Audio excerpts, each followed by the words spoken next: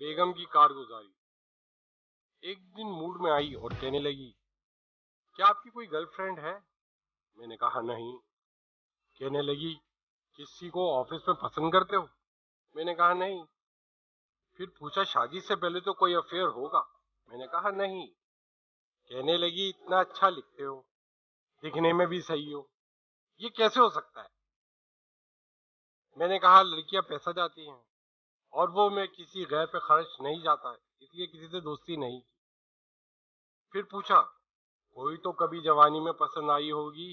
میں نے کہا نہیں۔ منہ بنا کر بولی، اس کا مطلب کہ میں پہلی ہوں جو آپ جیسے کو پسند کرتی ہوں۔ اچھا، کوئی فلمی ایکٹر تو پسند ہوگی ہی؟ میں نے کہا نہیں۔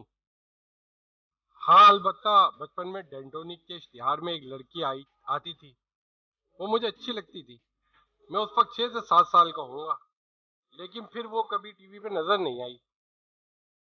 پھر کیا تھا، اس کے بعد بیگم کا ایک دم پارا چڑھ گیا۔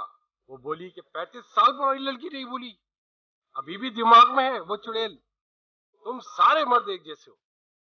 اس لیے اب تک بچپن کی ساری چیزیں سنبھال کر رکھی ہیں، اور راشن میں بھی ہمیشہ ڈینٹونک لاتے ہو، صبح شام بچوں کو دانت صاف کرنے کے لیے کہتے ہو، اس کلموئی کی یاد پیدا کرتے رہتے ہو اور اکثر سوچوں میں گم رہتے ہو۔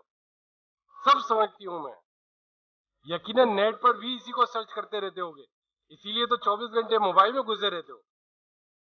مجھے پہلے ہی شک تھا، ہو نہ ہو کوئی نہ کوئی پرانی عاشقی تو ضرور ہے، سب سمجھتی ہوں۔ مجھے اب آپ کے ساتھ نہیں رہنا، یہ کہہ کر ڈینٹونک کو اٹھا کر باہر پھینک دیا۔